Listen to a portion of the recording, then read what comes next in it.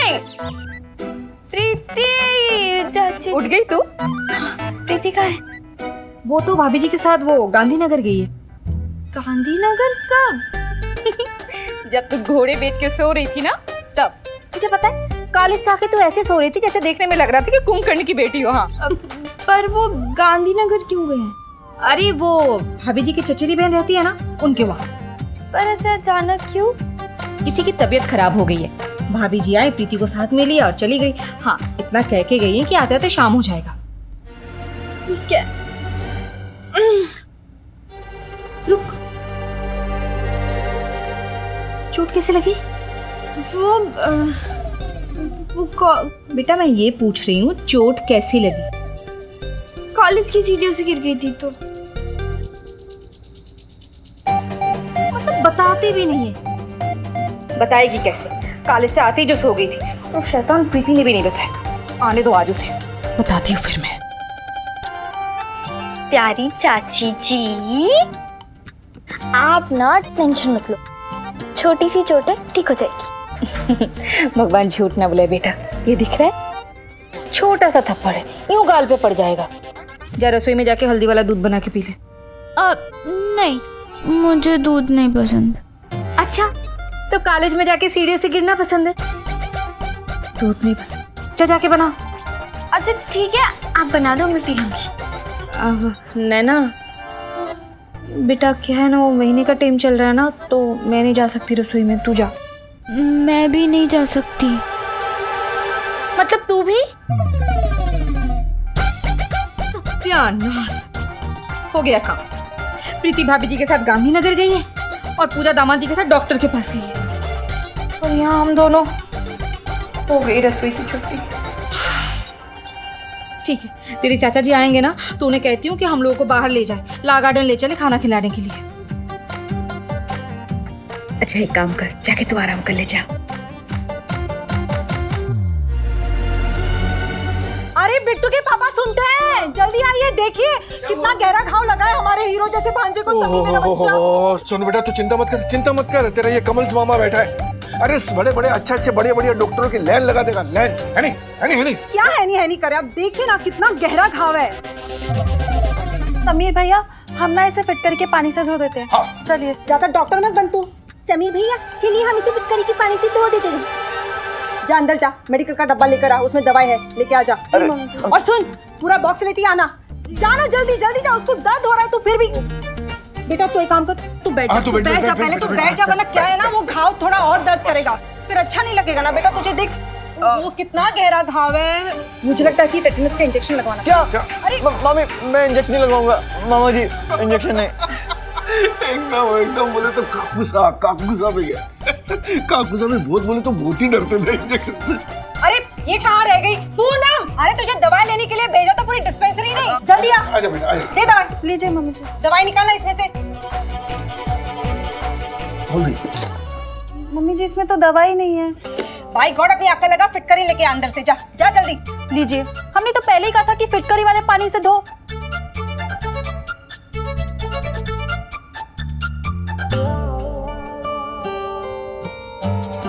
मैं और समीर सक्सेसफुली एक दूसरे से बालों का राज छुपाकर वापस आ गए थे और हम दोनों के ऊपर लाड प्यार बरसाया जा रहा था। लेकिन वो कहते हैं ना कि ज्यादा मीठा भी कड़वा लगने लगता है, और समीर के लिए मामा जी का ये प्यार ही था जो हीरो हीरोइन के बीच अड़चन बनने वाला था।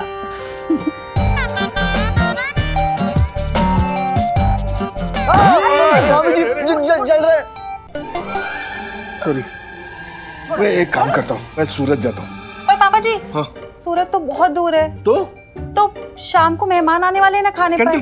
कैंसिल। मेरे सोनू बेटा के सामने सब कैंसिल। मामा जी, कम से कम एक बैंडेड तो ला दीजिए। एक? अरे तू बोले तो पूरा डिब्बा का डिब्बा ले आऊं, लेकिन एक शर्त है। क्या? आज के दिन तू इस घर से बाहर नहीं निकलेगा, पूरा दिन बेड पे आराम करेगा। बोल, शर्त मंजूर? बैंडेड कैंसिल में चला। मंजूर है। आजा।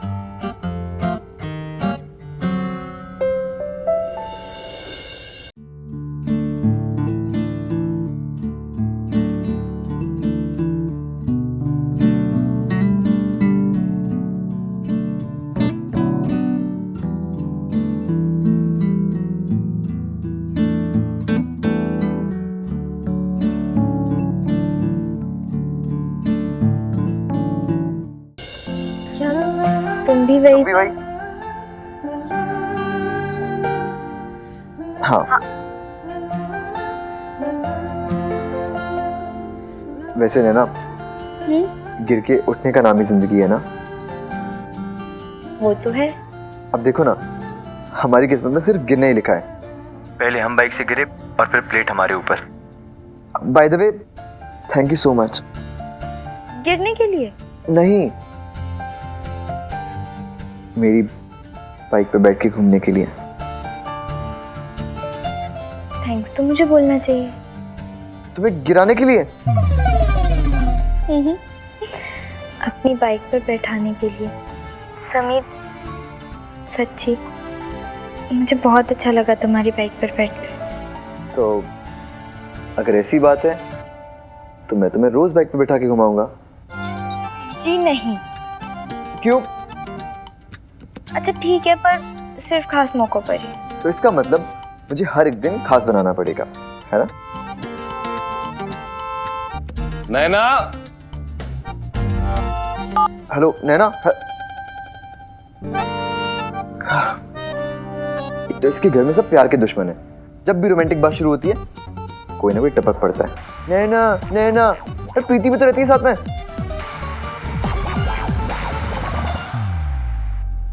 बहू, अरे भाई कहाँ हो सब लोग? बहू, भाई साहब पानी। बहू एक छोटी सी तकलीफ देनी थी तुम्हें। भगवान झूठ ना बोले भाई साहब, तकलीफ किस बात की? आप बताइए ना। अरे भाई वो अपना पटेल भाई और नरेश, याद है? पटेल भाई और नरेश, हाँ वो आपके वो थे ना, वो क्या कहते हैं वो क्लाइंट। हाँ वही भाई साहब। लेकिन भाई साहब वो लोग कई साल पहले दिल्ली चले गए थे ना। भगवान झूठ ना बोले नैना, तुझे पता है जब वो लोग यहाँ रहते थे ना तो हफ्ते 2 हफ्ते हमारे घर आ जाया करते थे। अरे भाभी जी का हाथ का शुद्ध मारवाड़ी खाना खाने के लिए। अभी पटेल भाई का फोन आया था कि वो अहमदाबाद आए हुए हैं परिवार के साथ। अरे वाह। भाई अब बड़े क्लाइंट हैं तो उन्हें खुश रखना जरूरी होता है। मैंने आज रात को खाने पे बुलवा लिया उन्हें। भगवान झूठ ना बोले भाई साहब, ये आपने बहुत ही अच्छा किया। हाँ लेकिन बहू एक छोटी सी दिक्कत है। तुम्हारी भाभी गई हुई है गांधीनगर, उसे खुद लौटते लौटते पता नहीं कितना वक्त लगेगा। अब कब आएगी, कब खाना बनाएगी, तो मैंने सोचा कि आज का खाना तुम बना लो। मैं लेकिन देखो 4 बज रहे हैं अभी, उनके आते आते तक 7-8 तो बज ही जाएंगे, खाना आराम से बन जाएंगे। बहू मैं साग सब्जियां भिजवा देता हूँ, तुम लोग बाकी तैयारी कर लो, ठीक है? जी। और नैना बेटा, तुम भी चाची का हाथ बटा देना। बेटा घर की लड़कियां जितनी जल्दी खाना बनाना और घर की परंपराएं सीख जाएं उतना अच्छा होता है। बहू मैं सब्जियां भिजवाता हूँ। जी। नैना अब क्या करें? वही तो चाची जी, आप तो किचन में जा नहीं सकती और ना ही मैं। क्या करे? नैना भाई साहब को मैं मना कर देती हूँ। अरे लेकिन आप कहेंगी क्या उन्हें? ऐसे तो नहीं बता सकती ना, और झूठ बोलेंगी तो ऐसे पकड़ लेंगे ताऊ जी। वही तो कहा था ना, प्रॉब्लम। अब फिल्मों की हीरोइन को हमने कई तरह के विलन्स के साथ लड़ते हुए देखा है। मिस्टर इंडिया में श्रीदेवी की गुंडों के साथ लड़ाई हो या खून भरी मांग में रेखा का मगरमच्छ के साथ स्ट्रगल, लेकिन किसी भी हीरोइन ने उस एक प्रॉब्लम से लड़ना नहीं सिखाया था जो हर आम लड़की के साथ होता है, पीरियड्स का होना। और प्रॉब्लम सिर्फ पीरियड्स का होना ही नहीं था, उसके बारे में बात कर पाना भी एक बहुत बड़ी प्रॉब्लम हुआ करती थी। जी हाँ, उन दिनों ये 2 शब्द किसी भी लड़की के लिए एटम बम से कम नहीं थे। आज तो फिर भी लड़कियां इस टॉपिक पर थोड़ी बहुत बात कर लेती हैं, पर तब तो हाल ये था कि लड़कियां खुद लड़कियों को ये बात बताने से हिचकिचाती थीं। तो ये तो एकदम नामुमकिन था ना कि ये बात ताऊ जी से कही जा सके।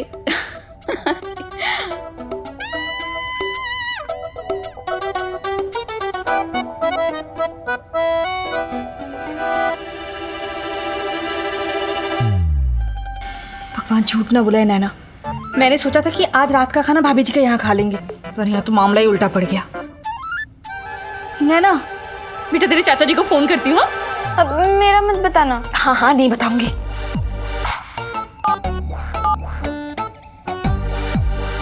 हेलो मैं बेला बोल रही हूँ। अच्छा हाँ हाँ लेकिन वो आएंगे तो कह दीजिएगा कि एक बार घर पे फोन कर ले। हाँ थोड़ा जरूरी काम है। जी जी जी नमस्ते। क्या हुआ? होना क्या है बेटा? तेरे चाचा जी मीटिंग में गए हैं, अब आने में उनको 2-3 घंटा तो लग ही जाएगा, और जब तक वो आएंगे तब तक पटेल भाई साहब अपने परिवार के साथ यहाँ आ जाएंगे। नैना बहुत बुरे फंसे हैं बेटा। वही तो।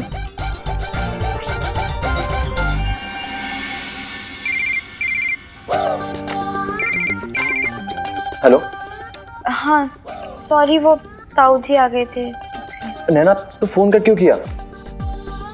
ताऊ जी से मेरी भी बात करा देती। हेलो। हाँ हाँ सुन रही हूँ। नैना सब ठीक तो है ना? समीर एक प्रॉब्लम हो गई है। क्या हुआ? वो एक्चुअली ताऊ जी ने ना अपने कुछ क्लाइंट्स को आज रात को खाने पे घर बुलाया है। इसमें प्रॉब्लम वाली क्या बात है? सुनोगे? अच्छा ओके बोलो। वो ताई जी और प्रीति दोनों गांधीनगर गई हैं और पूजा दीदी भी बाहर गई हुई हैं, उन्हें भी आते आते देर हो जाएगी। तो इसका मतलब तुम घर में अकेली हो? बेला चाची तो होगी ना? वही तो प्रॉब्लम है। ताऊ जी चाहते हैं कि बेला चाची खाना बनाए, और बेला चाची को ना बहुत तेज बुखार है। ओह। कुछ सिंपल सा होता तो मैं खुद ही बना देती, पर शुद्ध मारवाड़ी खाना ही खाना है। नैना ये तो प्रॉब्लम वाली बात है। कुछ समझ में नहीं आ रहा। चाची भी बहुत टेंशन में। नैना आई चाची जी। मैं बाद में फोन करती हूँ, ठीक है?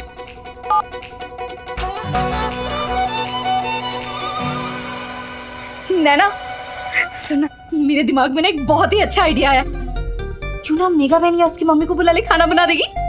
हाँ वो तो बहुत ही अच्छा खाना बनाती है। वही तो, वो भी मारवाड़ी खाना। मैं अभी बुला कर लाती हूँ। हाँ रुक रुक रुक, तुम अच्छा, मैं बुला के लाती हूँ। मैं अच्छे से समझा के लेकर आती हूँ, ठीक है? आती हूँ।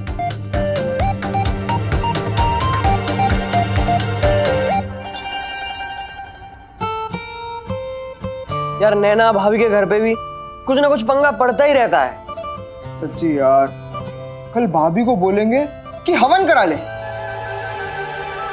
अरे सच्ची यार, मेरी मम्मी कहती है कि घर में हवन कराने से ना घर की शुद्धि। अरे शुद्धि छोड़, क्या शुद्धि लगा रखा है? बुद्धि का इस्तेमाल कर। वहाँ नैना भाभी टेंशन में है, यहाँ भाई का दिमाग खराब हो रखा है, और तू यहाँ हवन के पहाड़े पढ़ा रहा। अरे देख लो ना, बस करोगे कि फालतू की बातें करना? बंद कर यार, फालतू की बातें करना। रे पोंगा, पंडित को मारने से पाप मिलता है, कहाँ ले जाऊंगा इतना सारा पाप? यार ऐसा भी होटल है जहाँ एकदम घर जैसा मारवाड़ी खाना मिलता हो। देख भाई समीर, होटल तो बहुत है, लेकिन घर का खाना घर का ही होता है। यार नैना के ताऊ जी को पता चल जाएगा, और फिर भाभी के लिए ना एक नई आफत आ जाएगी। आ गया। कौन है, किधर आया? अरे पोंगा, आइडिया आ गया यार, वो भी एकदम धरती फाड़। फॉलो मी, आओ जल्दी आओ। आओ देखते हैं क्या धरती फाड़ आइडिया आया। चाची जी क्या हुआ? आप तो मेगा बहन के घर गई थी। अरे बेटा क्या बताओ, वो मेगा बहन की मम्मी है ना, सर पे कपड़ा बांध के बिस्तर पे पड़ी हुई है। मुझे देखकर कहने लगी, अरे बेला बहुत अच्छा हुआ जो तुम आ गए, तुम्हें थोड़ा तकलीफ देना चाहती हूँ। मेगा घर पे है नहीं तो तुम एक काम करना, खाना बनवा के भेज देना मेरे और इनके लिए। तो बेटा इसे कहते हैं ना, लेने के देने पड़ गए। हाँ चाची जी फिर हम पानी कैसे पियेंगे? बहुत प्यास लग रही है। प्यास तो मुझे भी बहुत लगी है। बस 1 मिनट लगेगा, अगर आप कहो तो दौड़ के जाके फ्रिज में से एक बोतल ले आऊं। नैना बेटा धर्म रस करवाना है तुझे, 1 मिनट में जाती हूँ। बेला बहन, वकील साहब ने आपने सब्जियां भिजवाई है। चाची जी इन्हें बोल दूं क्या फ्रिज में से एक बोतल देने के लिए? नैना तू भी ना कभी कभी पागलों जैसी बातें करती। अगर इन्हें बताएंगे ऐसे तो ये समझ नहीं जाएंगे कि क्या है सच्चाई। छोटू भैया वहीं रख दो। जी। प्रीति को भी अपनी ताई जी के साथ जाना था।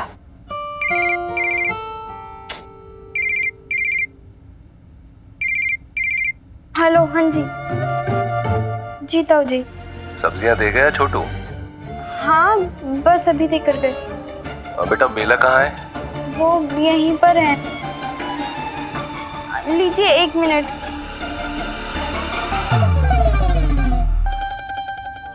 हेलो। तैयारी शुरू कर दी ना?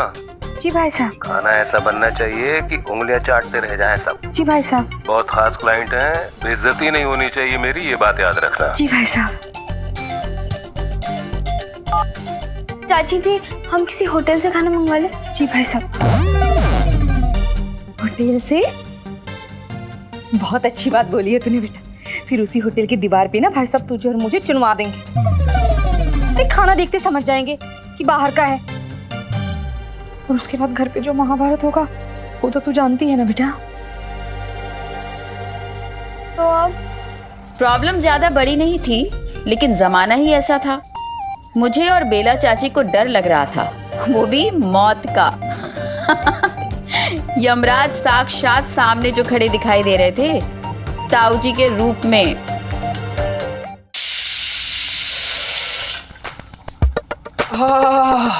क्या खुशबू है, मजा आ गया। नाक के दोनों गेट खुल गए, जीव लप आ गई, मुंह में बाढ़ आ गई और दिल गार्डन गार्डन हो गया। क्या खाना बनाया भाभी, मजा आ गया। महक बहुत अच्छी लग रही है, बहुत कमाल की खुशबू आ रही है। हमने दाल बाटी चूरमा, केर सांगरी, कच्ची हल्दी की सब्जी, गवार की फली, पंचमेला की दाल, गट्टे की खिचड़ी, आम की लौंजी और बाजरे की रोटी। इतना सारा खाना? क्या पूरा अहमदाबाद खाना खाने के लिए आ रहा है क्या? नहीं भैया, मम्मी जी ने लिस्ट ली थी तो बनाना ही पड़ा। वैसे एक बात समझ नहीं है, आप हो रांची से, फिर मारवाड़ी खाना कैसे? अरे कर दी ना पाऊंगा पंडित वाली बात। अब तू है अहमदाबाद से, हरकत तेरी आगरा की पागल खाने वाली। तो फिर समझा रहे सॉरी। अच्छा भाभी, खाने के लिए तो हमें मिलेगा ना? लो, ये कैसी बात हुई? जब पापा जी के मेहमान आएंगे तो आप सब उनके साथ बैठ के खा लीजिएगा। मारवाड़ी खाना। खुशबू है। भाभी, हम तीनों का खाना जो है वो आप पैक करके दे सकते हो क्या? वो एक्चुअली हम तीनों को ना आज पिकनिक में जाने का मन है, तो लॉ गार्डन जाके बाद ठंडी ठंडी घास पे बैठ के खाना खाएंगे। ठीक है, फिर हम आपको खाना अभी पैक करके दे देते हैं। हाय राम, क्या हुआ? भैया आप कहीं नहीं जा सकते। क्यों? अरे आपको याद नहीं, आज आपको पापा जी ने क्या कहा था? आज के दिन आप घर से एक भी कदम बाहर नहीं रख सकते हैं। यार तेरा मामा ना बहुत अजीब आदमी है। अरे हर काम में टांग अड़ा देते हैं ना। हम कमलेश में से माँ निकाल दो तो कलेजी रह जाएगा। बेटा था वो हंगामा मचा देंगे। चाची जी, अब रो रही हो? बेटा रोना तो आएगा ना। ऐसा लग रहा है कि एक तरफ खाई है तो दूसरी तरफ कुआं। ना भाई साहब को जाके सच्चाई कह सकती हूँ, ना ही रसोई में जा सकती हूँ। चाची जी उठो, चलिए मेरे साथ। कहाँ? रसोई में खाना बनाना है। नैना तुम? चाची जी, किसी को कुछ पता नहीं चलेगा। और भगवान तो सब देख रहे हैं ना। नैना बेटा ये गलत है, पाप है। चाची जी, ये सब भगवान का ही बनाया हुआ है ना, और भगवान की बनाई हुई चीज पाप कैसे हो सकती है? बोलिए, जवाब दीजिए। देख बेटा, बचपन से ना हमें यही सिखाया गया है, हम यही देख के बड़े हुए हैं। ना मैं खुद रसोई में जाऊंगी और बैठ, ना मैं तुझे जाने दूंगी। अरे ऊपर जाके भगवान को क्या मुंह दिखाऊंगी? आखिर ये सब अधर्म करके मरने के बाद नरक में थोड़ा ना जाना है। चाची जी, भगवान ने खुद बोला है कि संकट की घड़ी में खुद को बचाना ही सबसे बड़ा धर्म है। और फिर हम कब तक ये अंधविश्वास की चीजों पर बेटा, विश्वास अंधविश्वास मुझे नहीं पता, पर इन्हें तोड़ने की हिम्मत मुझ में नहीं है।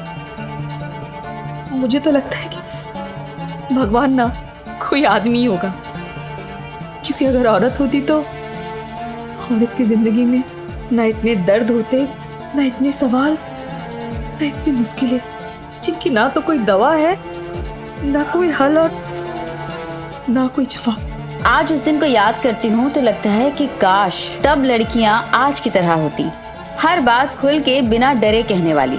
मगर ये उन दिनों की बात है जब ना तो लोग इतने मॉडर्न थे और ना ही ख्यालात। आज की तेज रफ्तार जिंदगी ने थोड़ी तरक्की तो कर ही ली है। अब ना तो पीरियड्स के बारे में बात करने में बुराई है और ना ही पीरियड्स के वक्त किचन में खाना बनाने में। अब तो लड़कियां ऐसे वक्त में खाना भी बनाती हैं और खिलाती भी हैं।